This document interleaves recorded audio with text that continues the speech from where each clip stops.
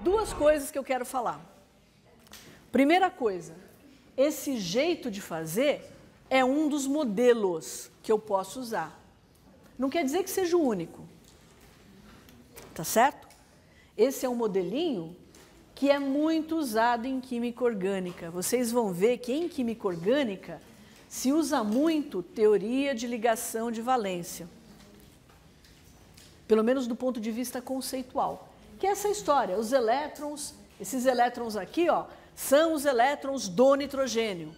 Eu distribuo os elétrons do nitrogênio nos orbitais híbridos do nitrogênio. Os elétrons estão muito localizados. Na teoria dos orbitais moleculares, eu tenho muito mais flexibilidade. Os elétrons que vão participar da ligação, eles não pertencem mais a este ou aquele átomo. Eles pertencem à molécula como um todo. Tá certo? E o que eu mostrei para vocês, como é que eu represento, a gente só vai mostrar não moléculas poliatômicas, mas só moléculas diatômicas, né? Como é que a gente mostra a ligação sigma usando orbitais moleculares, ao invés desses orbitais híbridos?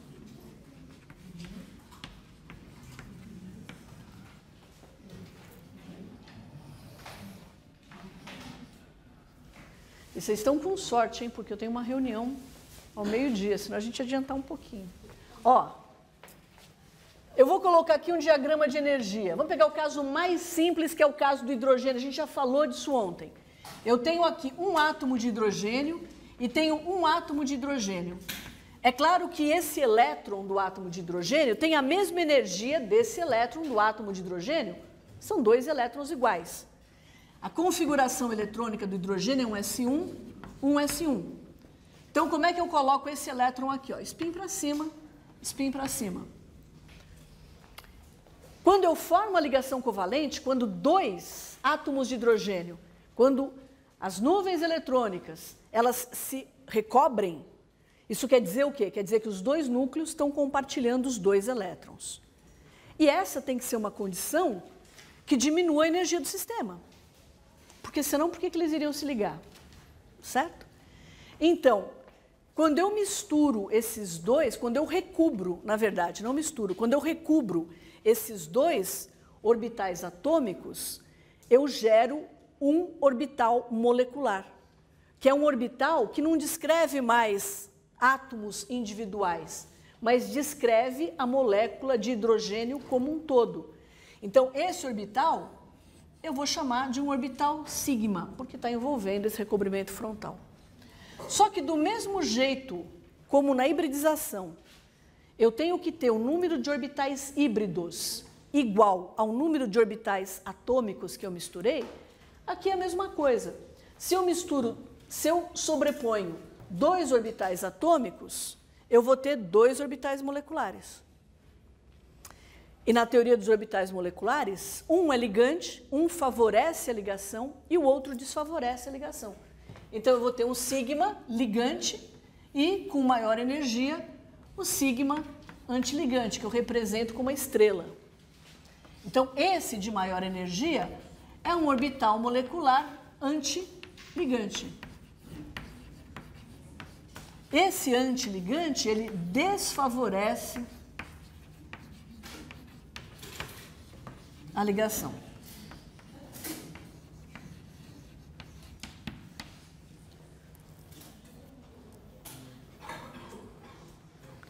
Esse orbital sigma é um orbital ligante, ele favorece a ligação.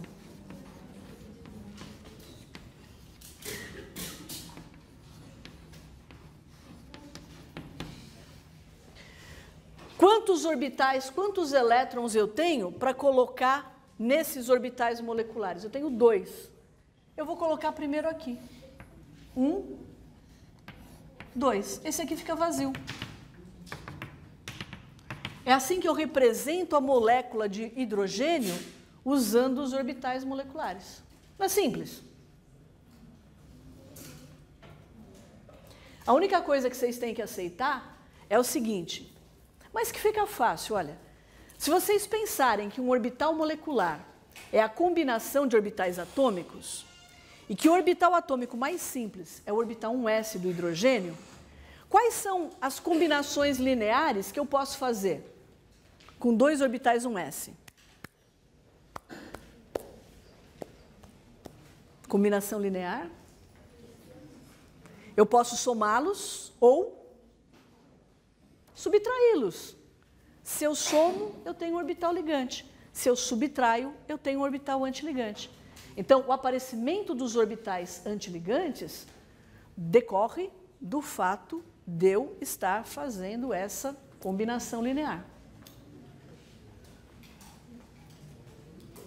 Professora, então se Sim. eu estivesse subtraindo, os dois elétrons, eles não iam para o sigma ligante, eles iam para o antiligante? Se eu tivesse elétrons suficientes, sim, isso pode acontecer. Eu vou dar um exemplo agora.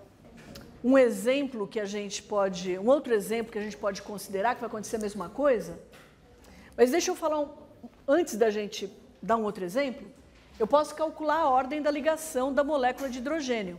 A gente sabe qual é a ordem, não é? Qual é a ordem? Qual a ordem da ligação? 1.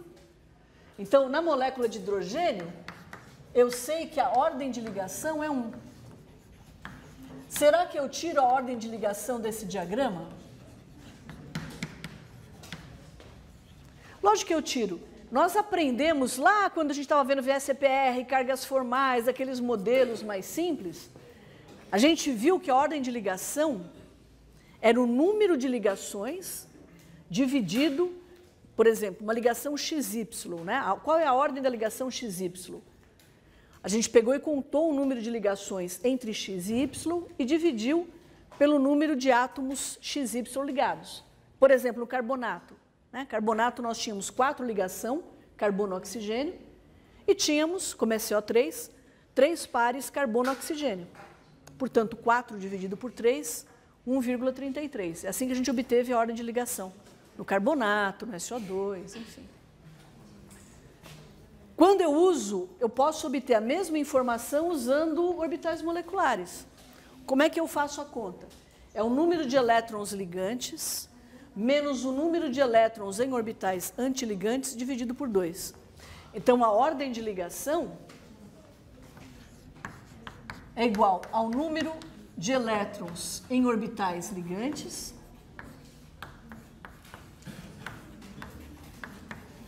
menos o número de elétrons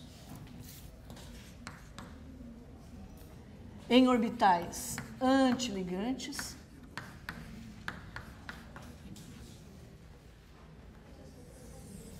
isso aqui dividido por 2. Então, no caso do hidrogênio, é 2 menos 0 dividido por 2 dá 1.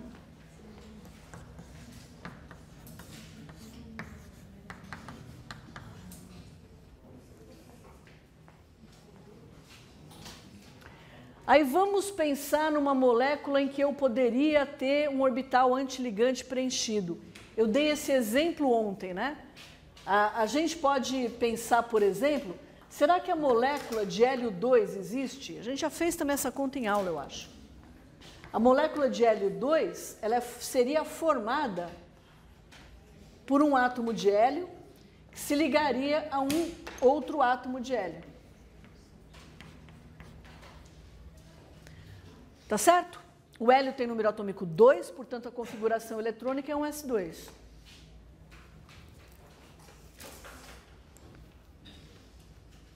Bom, recobrimento frontal só tem orbital sigma.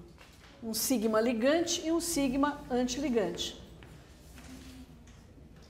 Quantos elétrons eu tenho? Bom, cada átomo de hélio eu tenho 2 elétrons, no total vou ter 4.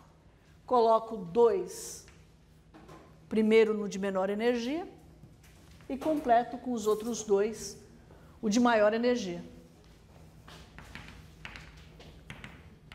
Qual é a ordem de ligação?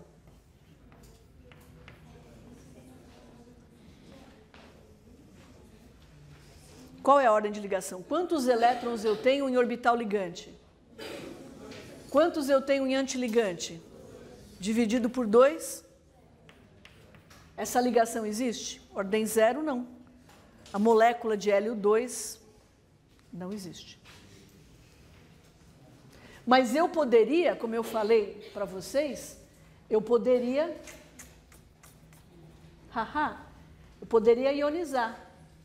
E ao invés de eu ter o hélio, eu poderia ter a molécula, tirei um elétron, de hélio 2+. Hélio 2+ existe? Sim, porque agora eu tenho 2 menos 1 dá 1, dividido por 2 dá meio. É uma ordem de ligação menor do que 1, mas é diferente de 0, é maior que 0. Diga. Não sei. O que você acha, pela conta que a gente acabou de fazer? Ordem de ligação meio. É uma ligação fraca, mas existe, né? Existe na Terra em condições normais? Provavelmente não. Existe em condições excepcionais, em tubos de descarga. Tem alguma coisa engraçada que eu estou falando? Não? Não, só para entender. Existe em condições excepcionais, existe... Logo no começo do semestre, eu convidei vocês para uma palestra sobre astrobiologia. E, por exemplo, no espaço interplanetário, existem espécies químicas que a gente não acha aqui na Terra, porque estão em condições muito especiais de energia, são fragmentos ionizados. A chama, por exemplo, de um fogão, a gente chama de plasma. Plasma são fragmentos ionizados de moléculas. Esses fragmentos ionizados, eles são altamente reativos. É claro que você não vai ter aquelas espécies isoladas, mas elas existem no intervalo de tempo pequeno, porque são bastante reativas. Então, para a teoria admitir a existência dessa espécie, basta que a ordem de ligação seja diferente de 0. E quanto maior for a ordem de ligação,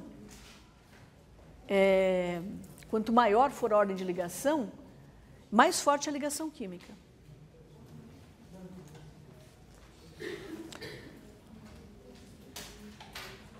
Eu posso só falar mais uma coisa e mostrar um videozinho? É 2 segundos, juro. Qual é o problema que a gente tem a partir desse ponto aqui?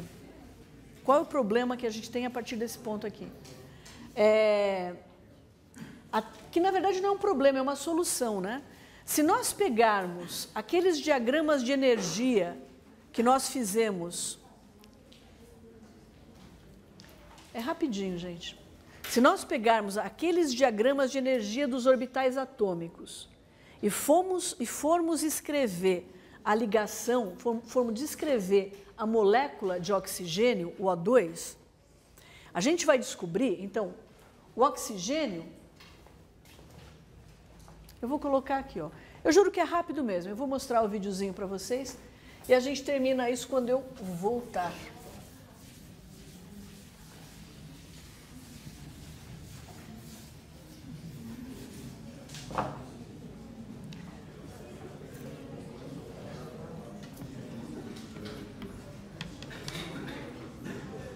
Molécula de oxigênio, perdão, o átomo de oxigênio, ele tem 8 elétrons, número atômico 8. A configuração eletrônica dele é um S2, 2S2, 2P4. Se eu for fazer aquele diagrama de energia, se eu for fazer o diagrama de energia para o oxigênio, eu vou ter o orbital 1s, o orbital 2s e os 3 orbitais p. Vou fazer o preenchimento desses orbitais e vou ter essa configuração.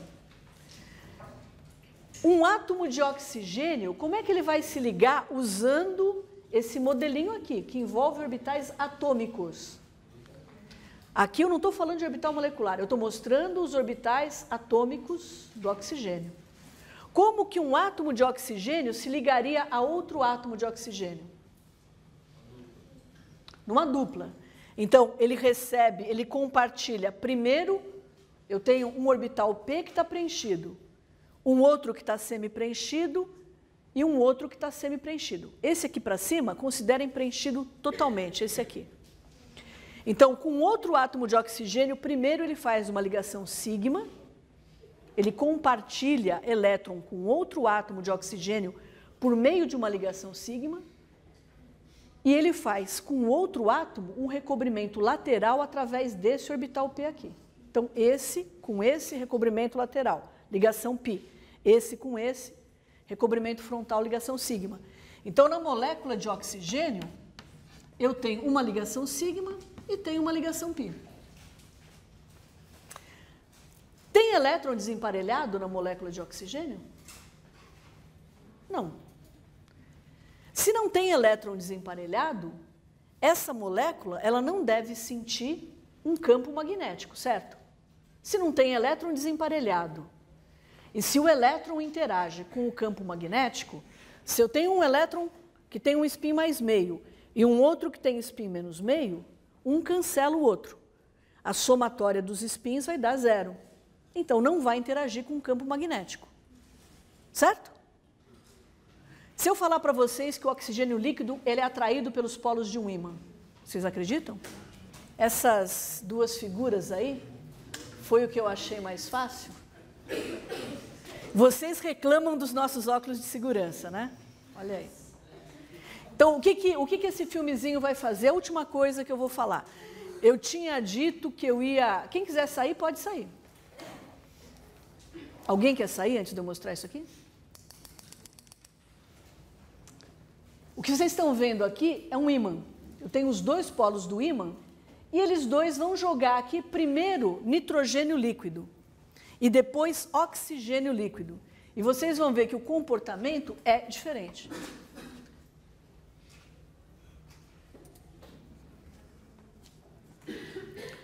Então, primeiro estou mostrando, né, os gases. A gente não precisa do som.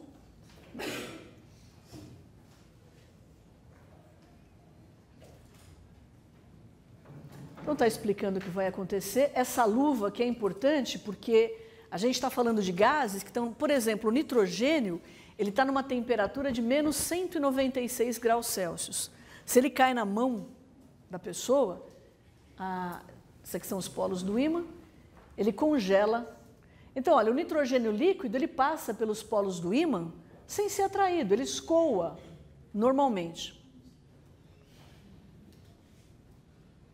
Tá certo? Agora eles vão usar... Acabou. Agora eles vão fazer a mesma coisa com oxigênio líquido.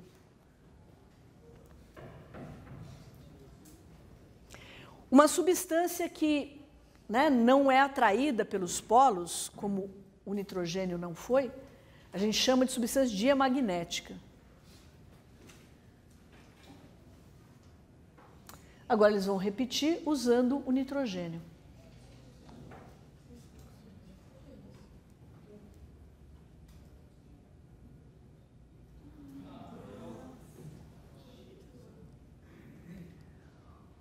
O fato do oxigênio ser atraído pelos polos do ímã mostra que ele tem elétron desemparelhado, que ele tem uma propriedade que a gente chama de paramagnetismo.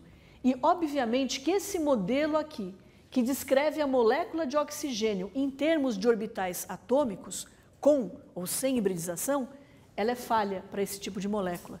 E foi isso que gerou a proposição da teoria dos orbitais moleculares, ou que valida o uso da teoria dos orbitais moleculares.